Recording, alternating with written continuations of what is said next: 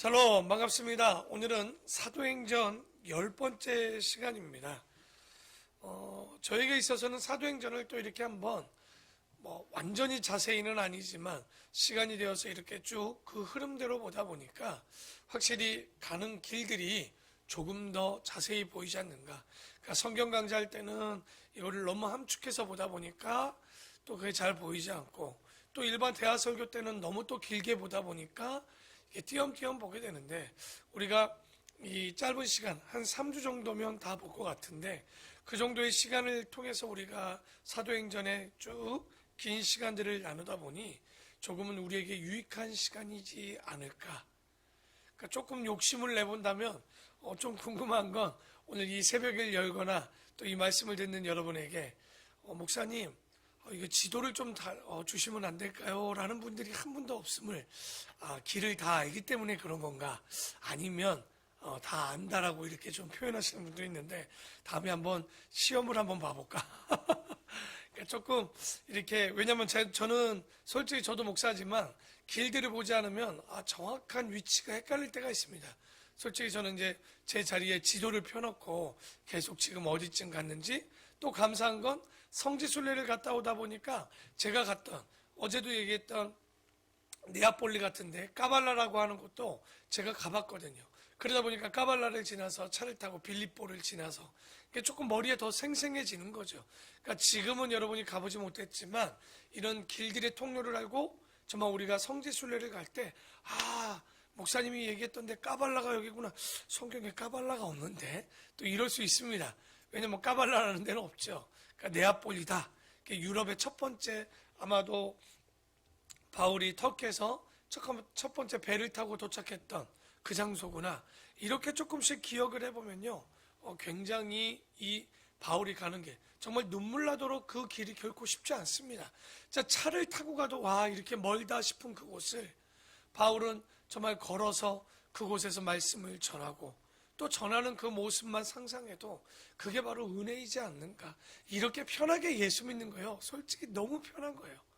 그러니까 이런 모습들을 조금 지도를 보면서 그 길들을 손가락으로 짚어가면서, 여러분이 조금만 열정만 있다면 핸드폰에서도 얼마든지 바울의 제2차 전도여행 이렇게 치면 수많은 지도들이 나옵니다. 그러니까 잘 보시고 한번 따라가 보고 다시 한번 읽어보는 것도 여러분에게 굉장히 큰 이익이지 않나 싶습니다. 어저께 우리가 빌립보라는, 그러니까 아마 유럽의 첫 성에 도착해서, 첫 성은 첫째 가는 성이라고 그랬죠. 그곳에서 말씀을 전했고, 우리가 자주장사 루디아라는 여인을 만나서 그 집에 거하면서 그들에게 복음을 전하고 그 가족들이 세례를 받는 장면. 그러나 그곳에서 귀신 들린 여종 하나를 고쳤다가 그 주인이, 왜냐면 그 여인이 점치는 곳으로 빌어먹고 살았는데, 그것이 고쳐져 버리니까 이게 기뻐할 일이 아니라 자기의 생계가 막히니까 바울과 바나바를 고발하여서 감옥에 갇히게 되고, 감옥에 갇혀서 죄 없으니까 풀려나는데, 바울이 어저께 읽지 않았지만 바울이 뭐라고 그럽니까? 야, 니들이 풀려나가라고 그러니까, 내가 풀려나가다니, 니들이 와서 직접 자기를 풀어내고, 또 이렇게 이야기를 하니까 바울이 이게 이 사람이 누군가 싶으니 로마 시민권을 가졌다는 걸 알고, 오히려 빌립보에 있었던 그들을 가뒀던 사람들이 더 두려워했던 모습까지도 좀 보게 됩니다. 그리고 이제 17장 속에서 보면 이제 바울이 빌립보에서 떠나서 마게도냐라는, 그러니까 아직은 헬라가 하나로 돼 있지 않고 아가보, 우리가 마게도냐 이런 식으로 좀 도시가 조금 크게 조금 아직은 통합되지 않는 나라로 이렇게 좀 돼 있는데, 여기 보면 바로 마케도니아라고 우리가 많이 들어봤을 텐데, 그 마케도니아의 암비볼리에 도착하고 또 거기에 아볼로니아로 움직이게 됩니다. 아볼로니아는 뭐냐면 아폴로의 땅이다. 여러분 니아 기억나시죠? 제가 니아는 뭐라고 그랬죠? 땅이다. 이탈리아, 롯데, 리아. 무슨 땅, 롯데의 땅이다라는 뜻을 그 사람들이 쓴 거예요. 그러니까 이게 지금 아볼로니아도 마찬가지로 아폴로의 땅이다라는 이름을 갖고 있는데, 근데 큰 도시는 아닙니다. 우리나라 같으면 읍 정도 되는 그런 작은 도시이고요. 또 거기서 말씀을 전하는데 이르니 거기 거기서 또 어디로 마지막 올립니까? 데살로니카라는 황제가 자기의 부인의 이름을 지어서 만들었던 데살로니카로 이동하게 됩니다. 원래 수도가 어디였냐면 마게도니아가 빌립보가 수도였는데 이것을 데살로니카로 옮기게 됩니다. 그러니까 사도 바울이 갔을 때 이 데살로니카의 그 도시의 연도는 어느 정도, 세워진 지가 얼마 정도 됐냐? 300년 정도 됐습니다. 우리 같으면 굉장히 오래됐다라고 느끼지만 이때 도시들은 대략 기본적으로 1000년이에요. 300년이면 우리말 같으면 뭐예요? 신도시죠, 신도시. 그런데 그 신도시라고 얘기하는 그곳으로 좀 되는데 옮겼는데 바울은 항상 가면 어디서 말씀을 전합니까? 회당에 들어갔다는 얘기가 나오죠. 빌립보에는 아직 회당이 없었어요. 그래서 그쪽에는 회당이 없었고 데살로니카에 가서도 유대인의 회당이 있는지라. 그래서 바울이 자기의 관례대로 그들에게 들어가서 새 안식일의 성경을 가지고 강론하였더니, 그러니까 회당이라는 것은요, 이렇게 신도시가 세워지고 도시가 세워질 때 그때 그쪽에 있는 왕들이요, 제일 먼저 하는 게 유대인들을 데려다가 거기에 정착시킵니다. 왜냐면 이 사람들이 고리대금업이나 이런 일들을 참 잘해요. 요즘 같으면 은행을 세우고 어떤 이 정치적인 일에 있어서 굉장히 쓰임새가 많았단 말이죠. 그래서 그들을 데려다 놓으니까 그들이 제일 먼저 하는 게 뭐예요? 하나님의 말씀을 강론할 수 있는 회당을 지니, 그 바울도요, 아무데나 믿지 않는 데다 가서 복음을 전하면 좀 이따 볼 거예요. 우리가 아덴이라는 아테네에 가서 복음을 전할 때요, 잘 들여먹히지가 않습니다. 적어도 그래도 하나님은 알아야 복음이 들어가는 거죠. 그래서 다시 한번 2절에 보면 바울이 자기의 관례대로 그들에게로 들어가서 새 안식일의 성경을 가지고 강론을 하게 됩니다. 그러니까 자기의 관례대로 하니까 이게 무슨 율법을 지켜서 회당에 들어갔나? 율법대로인가? 이렇게 시키지만, 왜냐면 안식일을 지켰잖아요. 그러나 예수 믿는 자들은 안식 후 첫날 예수님이 부활하신 것을 기념해서 주일날을 지키죠. 근데 왜 바울은 안식일을 자기의 관례대로 지켰을까요? 그러니까 잘못 보면 이게 꼭 율법대로 지킨 것처럼 보이지만 그게 아니라 자기의 관례대로 주일은 주일대로 지키고 안식일은 그곳에 들어가서 모세 율법대로 하는 게 아니라 자기가 안식일에는 유대교가 아니지만 회당에 들어가서 그들에게 말씀을 가르치는 자기의 관례가 있었다는 거예요. 그러니까 그런 관례를 가지고 데살로니카에서는 몇 주에 있었다라고 얘기합니까? 새 안식일에 성경을 가지고 강론했다고 나옵니다. 그러니까 여기 보니까 데살로니카에는 그렇게 길게 있지 않았어요. 새 안식일이니까 우리가 최대로 21일인 거지만 제일 짧게는 15일도, 아니 더 짧게도 되겠지만 15일도 안 되어도 우리가 알지만 새 3주간이라는 것이 꼭 3주가 꽉 차냐? 그렇지 않을 수도 있죠. 그래서 3주 동안 말씀을 바울이 전했다는 얘기는 굉장히 짧게 가르쳤다는 얘기예요. 또 하나는 뭡니까? 그렇기 때문에 신앙이 불완전할 수 있다라고 얘기로 듭니다. 그래서 바울이 제일 먼저 서신서를 쓴데 어디에 서신서를 쓰냐? 바로 데살로니카 교회에다 서신서를 쓰는 거예요. 그 이유가 뭐겠어요? 그곳에서 길게 얘기했으면 어떤 문제가 없으면 서신을 그렇게 쓰지 않을 텐데 너무 짧게 가르치다 보니 못 가르치고 오거나 부족한 게 많았던 거예요. 그러니까 뭘 보낼 수밖에 없는 거예요. 서신을 보내서 더 그들에게 전하고자 했던 내용들이 있었던 거죠. 어쨌든 3주간을 전했는데 그 중에 어떤 사람 곧 경건한 3절이네요. 뜻을 풀어 그리스도가 해를 받고 죽은 자 가운데서 다시 살아나야 할 것을 증언하고 이르되 내가 너희에게 전하는 이 예수가 곧 그리스도라고 그들에게 전하죠. 그러니 그 중에 어떤 사람 곧 경건한 헬라인의 큰 무리와 적지 않은 귀부인도 고난을 받고 바울과 실라를 따르나 그러나 유대인들은 시기하여 저자라고 하는 건 시장을 얘기하죠. 헬라어로는 아고라라고 합니다. 유럽에 가면 특징이 하나 있습니다. 그러니까 시장이라는 곳은 광장이 대부분 이루어지고 그 안에서 토론도 대부분 이루어집니다. 그러니까 그 광장에 가면 꼭 하나 있는 게 있어요. 시계탑이 있습니다. 그리고 관공서가 꼭 있어요. 그 앞에 광장이 돼 있는데 그 저자 시장에서 어떤 불량한 사람들을 데리고 때를 지어 성을 소동하게 하여 야손의 집에 침입하여 그들을 백성에게 끌어내려고 찾았다라고 나옵니다. 그러니까 어디 가든지 여러분 기억나죠? 루스드라나 이고니온에서도 사람들이 유대인들이 쫓아와서 돌로 치려고 이고니온에서 저는 그거 외울 때 그렇게 했거든요. 이 못된 것들이 돌을 이고 와서 루스드라까지 와서 바울에게 돌로 쳐서 바울이 죽기까지 된 적이 있었잖아요. 그렇죠?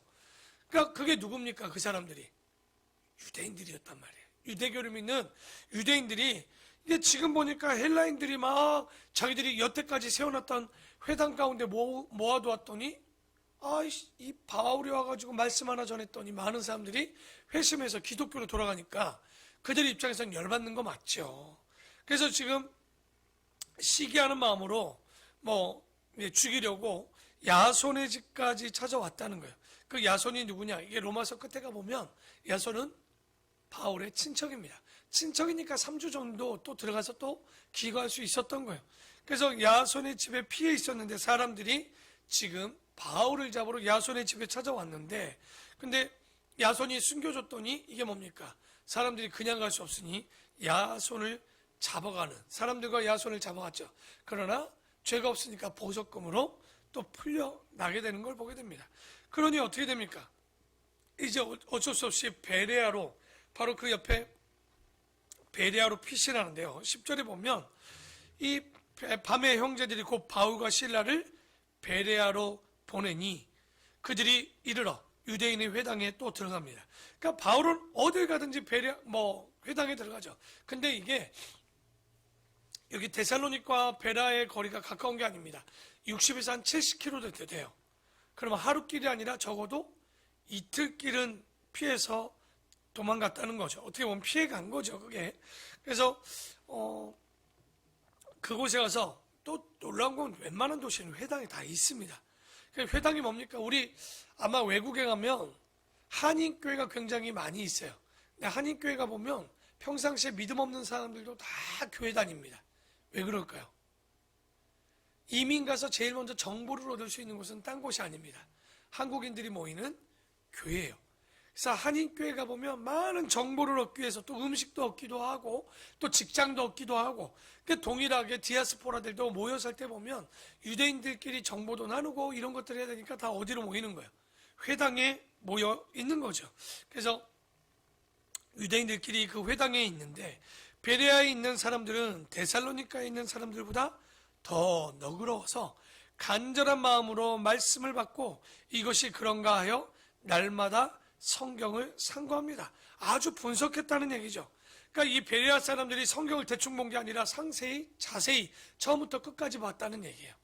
그래서 옛날에 베레아 성경학교도 있었습니다. 그만큼 이 사람들이 성경을 상고하고 봤다는 거죠.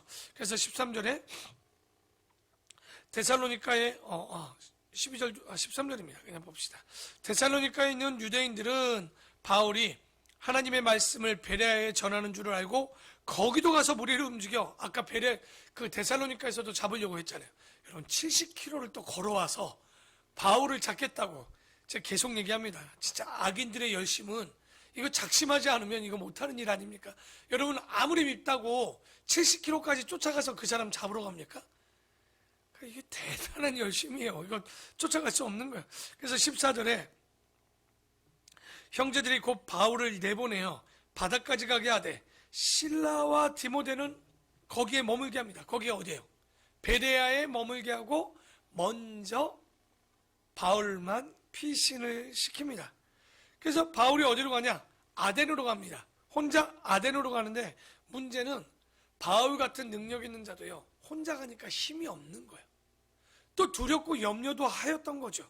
그래서 우리가 항상 동역자가 얼마나 중요한지 여러분 잘 아셔야 됩니다. 그걸 오늘 보여줄 텐데 16절에 보니까 바울이 아테네죠. 그리스 아테네를 얘기합니다. 그들을 기다리다가 그 성에 우상이 그들을 기다린 건 우리가 좀 전에 보았던 이 바나바가 아니죠. 실라와 디모데를 얘기하는 거죠. 실라와 디모데를 기다리다가 그 성에 우상이 가득한 곳을 보고 마음이 격분하죠. 왜냐면 여기가 철학의 본고장인데, 그런데 우상이 얼마나 가득한던지 회당에서는 유대인과 경건한 사람들과 또 장터에서는 날마다 만나는 사람들과 바울이 뭐하냐? 변론합니다. 그러나 변론은 좋지 않아요. 여러분, 우리가 사람들을 말로 전도한다라고 착각하는데 절대 말로 전도되지 않습니다. 여러분이 말로 사람을 이겼다고 해서 그들이 설득당했다고 교회에 올까요? 그러지 않아요. 자, 봅시다. 그래서 우리는 변론이 아니라 감동시켜야 됩니다. 감동이 있어야 되는 거예요. 그래서 그들을 전도할 수 있는 방법, 이게 바로 성교이기도 하죠. 그래서 여러분, 우리가 부모에게 감동하는 게 이유가 뭡니까? 부모가 우리가 잘못하는 걸 모릅니까? 알면서도 믿어주고 사랑해줬던 거예요. 그러니까 우리가 그런 믿음 안에서 자라서 여기까지 오는 것 아니겠습니까? 그런데 바울이 말을 좀 나누는데, 어떤 에피크로스와 스토아 철학자들, 에피크로스는 여러분 철학을 좀 배우면 우리가 옛날에 윤리 시간 때 배웠을 거예요. 에피크로스 학파다. 쾌락주의와 이 사람들은 향락주의, 누리는 거야, 이 땅에서. 스토아파는 금욕주의라고 얘기합니다. 그런 철학자들과 얘기를 하고 쟁론하는데, 바울과 쟁론할 때 어떤 사람은 이르되, 야, 저 말쟁이가 무슨 말을 하고자 하느냐? 말쟁이는요, 게으르든 수다쟁이를 그들은 얘기합니다. 그래서 그 말쟁이가 무슨 말을 하고자 하느냐고, 어떤 사람은 이르되, 이방 신들을 전하는 사람인가 보다 하니 이는 바울이 예수와 부활을 전하기 때문이다. 여러분, 이거 굉장히 못마땅해 했습니다. 이 철학자들이요, 바울이 전하는 부활 사상을요, 너무 기분 나쁘게 생각했어요. 이유가 뭐냐?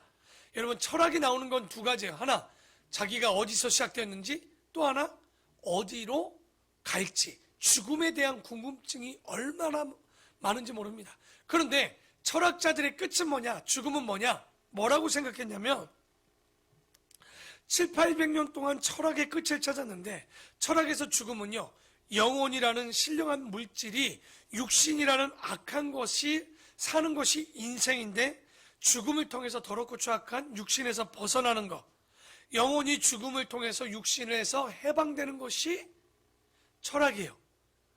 그런데 바울이 와서 뭐라고 그러는 거예요? 주 예수를 믿으면 죽은 자도 다시 영생한다고 얘기하니, 뭐라고? 우리가 이제 영혼이 해방됐는데 다시 저 더럽고 추악한 육신으로 들어간다고?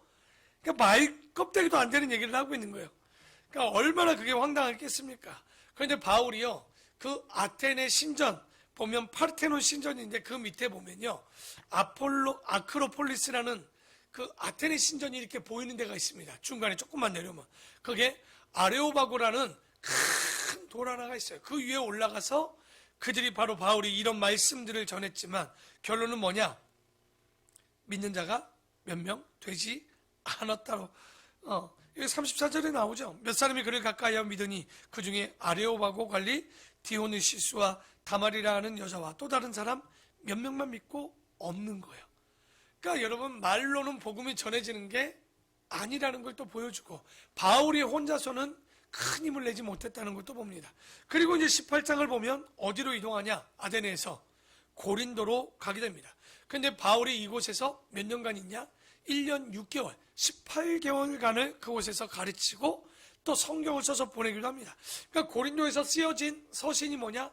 데살로니가 전후서, 혹가는 갈라디아서도 여기서 써졌다라고 봐요.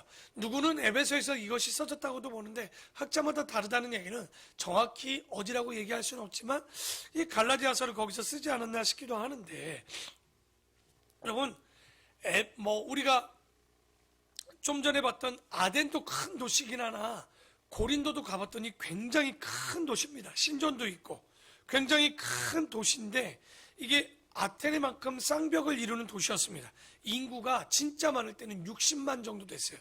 지금도 60만은 작은 도시가 아닐 텐데 그 시대에 60만이니 굉장히 크죠. 그런데 놀라운 건 아테네 교회라고 혹시 들어보셨어요? 고린도 교회는 들어봤는데 아테네 교회는 들어본 적이 없죠. 그러니까 철학의 본고장인 아테네에서는 복음이 전해지지 않았지만 갱그리아나 그리고 이 고린도에서는 교회가 그래서 생기는데, 잘 알아야 되는 건 철학을요, 어설프게 알면 다 무신론자가 됩니다.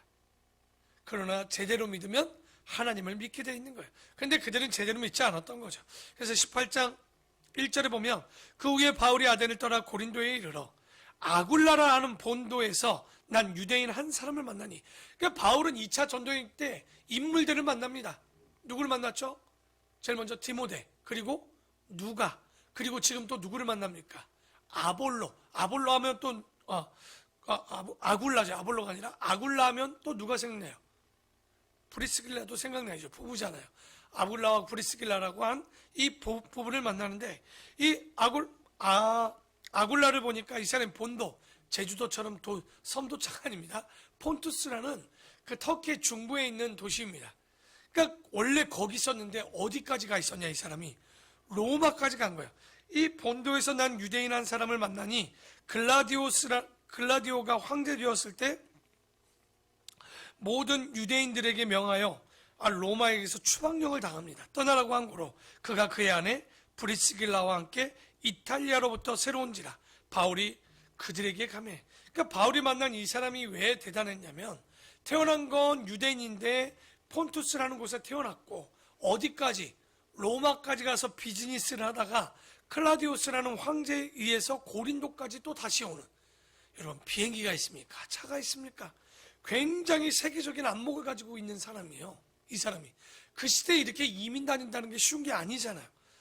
그런데 그러니까 클라디오스가 누구냐? 여러분, 이게 로마의 제4대 황제입니다. 여러분이 잘 아는 옥타비니아스, 그리고 티베리우스, 그리고 칼리큐라라고 하는 왕, 그리고 네 번째가 바로 클라디우스인데, 이 사람이 누군지 잘 모르죠? 근데 이 사람 하면 딱 압니다. 네로의 아버지입니다, 이 사람이. 클라디우스가. 그러니까 이 사람이 추방령을 내렸을 때 이 아굴라가 이제 우리가 잘 아는 바로 그리스라는 이곳에까지, 고린도까지 흘러내려왔는데, 이 사람의 생업이 바울과 같았죠. 뭡니까? 그 생업은 천막을 만들었습니다. 또 안식일마다 바울이 회당에서 강론하고 유대인과 헬라인을 또 권면하죠. 그러자 실라와 디모데가 마게도냐로부터, 아까 어디 있었죠? 베레아에 머물러 있다가 내려오매 바울이 하나님의 말씀에 붙잡혀 유대인들에게 예수는 그리스도라 밝히 증언합니다. 혼자 많이 위축되어 있었죠. 근데 여기 실라와 디모데가 오니까 힘을 얻었는지 성령도 함께 하셔서 더 강력하게 증언하게 되는데, 증인이라는 게 혼자보다는 둘이 꼭 가야 되는 거예요. 그들이 대적하여 비방하는들 바울이 옷을 털면서 이르되 너희 피가 너희 머리로 돌아갈 것이요 나는 깨끗하니라. 이후에 이방인으로 가리라 하고, 복음을 전해도 돌아가지 않으니까.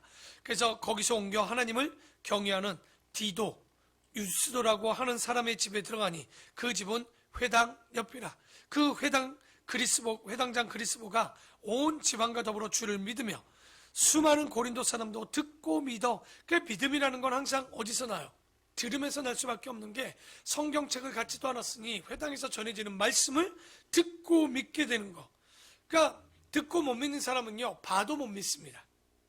그러니까 우리가 본다고 믿는 게 아니에요. 듣고 믿어야 되는 거예요. 그래서 그거 듣고 믿게 되는데, 밤에 주께서 환상 가운데 바울에게 말씀하시되 두려워하지 말며 침묵하지 말고. 왜 두려워하고 침묵했을까요? 실라와 디모데가 없을 때는 혼자 전해도 안 되는 거예요. 그러니까 바울이 대단해도 혼자 위축되어 있었던 거예요. 그러니까 두려웠던 거죠. 염려도 있었던 거죠. 그러니 너 두려워서 말 못하고 있었지, 그러지 마라. 내가 너와 함께 있을 거니까 어떤 사람도 너를 대적하여 해롭게 할 자가 없을 것이니 이는 이 성중에 내가 택한 백성이 많이 있기 때문이다. 그러니까 사역에, 아테네에서도 사역의 열매도 없고 하니까 막 위축되어 있고 사람이 기가 죽어 있었던 거죠.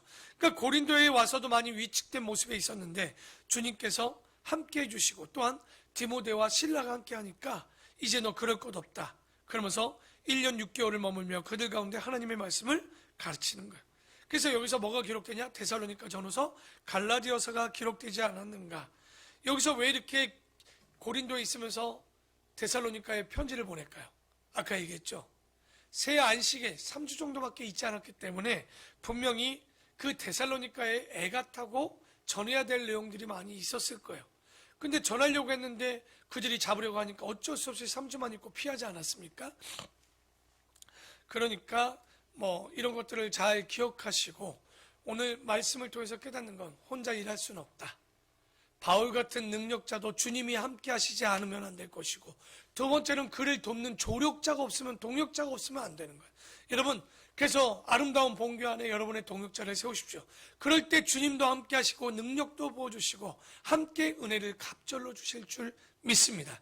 엘리야에게는 엘리사라는 조력자가 있었죠. 모세에게는 여호수아라는 동역자가 있었어요.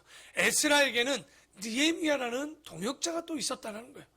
여러분, 이런 것들을 보면 내 옆에 있는 내 사랑하는 부인도 남편도 동역자요, 교회 안에 우리 같이 임명을 받은 권사도 집사도 한수 집사도 동역자인데, 우리가 혼자 일하려고 하지 마시고 항상 함께 일할 수 있는, 그럴 때 증인되어 능력이 나타날 줄 믿습니다. 믿음이 여러분의 능력되는 그 귀한 시간, 또 그것을 누리는 여러분에게를 축원합니다. 기도하겠습니다.